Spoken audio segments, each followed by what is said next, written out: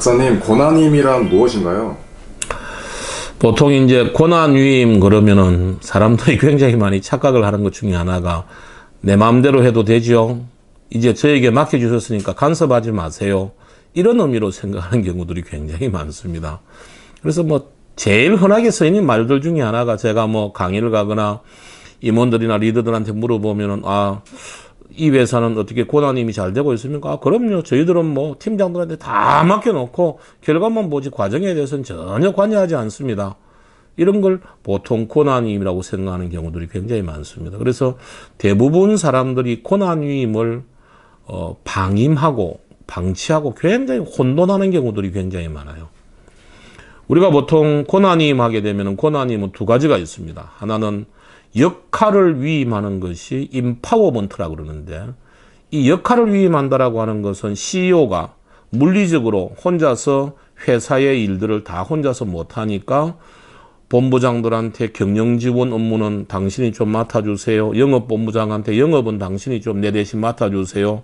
생산은 생산본부장이나 공장장한테 내 대신 좀 맡아주세요. 이렇게 보임을 하게 되죠. 이 보임이 임파워먼트의 대표적인 겁니다. 그리고 팀장들 같은 경우에는 업무 분장을 통해서 팀원들에게 팀의 업무를 나눠주게 되죠. 이걸 역할, 할당, 역할 배분 이렇게 이야기를 하는데, 이 역할 배분이 바로 임파워먼트라고 하는 것이죠.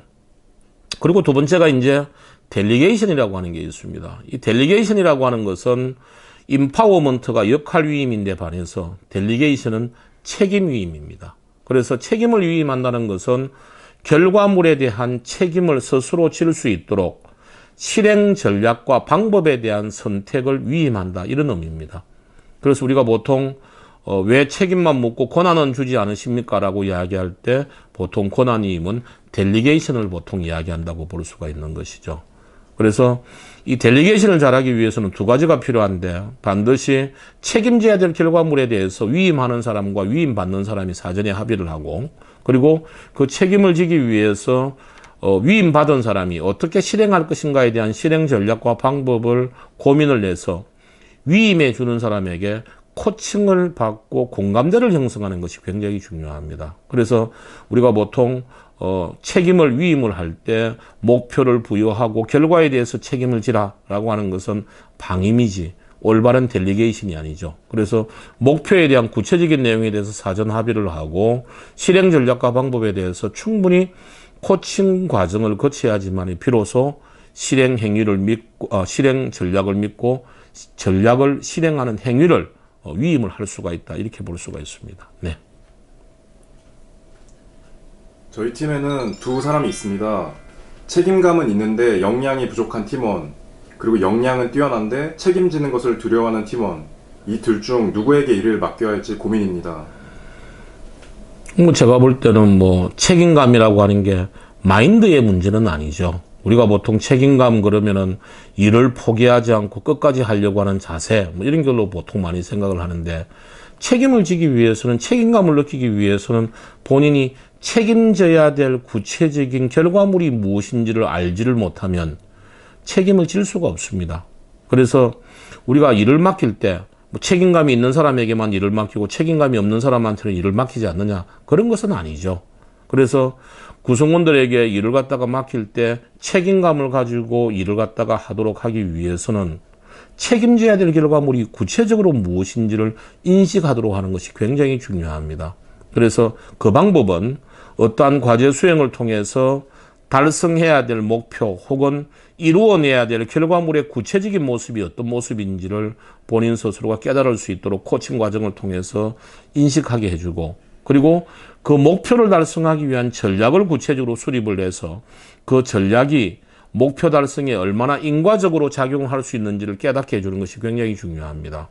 그 과정들을 리더들이 이끌어줘야 되는 것이죠. 그래서 대개 조직의 구성원들이 해야 될 일을 언제까지 해야 될지는 잘 알고 있지만 결과에 대해서 책임을 진다든지 하는 부분들에 대해서는 대개 조금은 불안하게 생각하거나 자신 없어 하는 부분들이 굉장히 많죠. 그 이유는 두 가지입니다.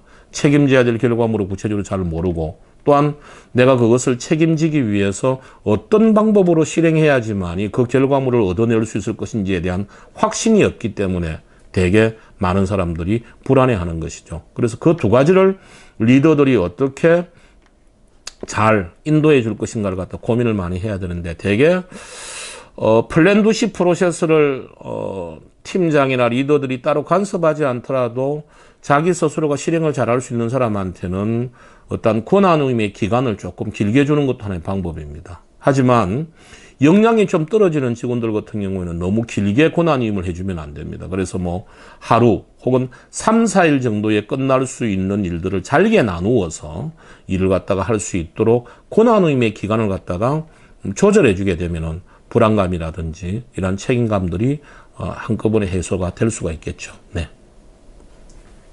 최근 업무 환경에서 성과 코칭과 권한임, 의사 결정의 자율권 확대 등이 강조되고 있는데, 인사 담당 부서는 성과 관리를 위해 어떤 역할을 해야 할까요?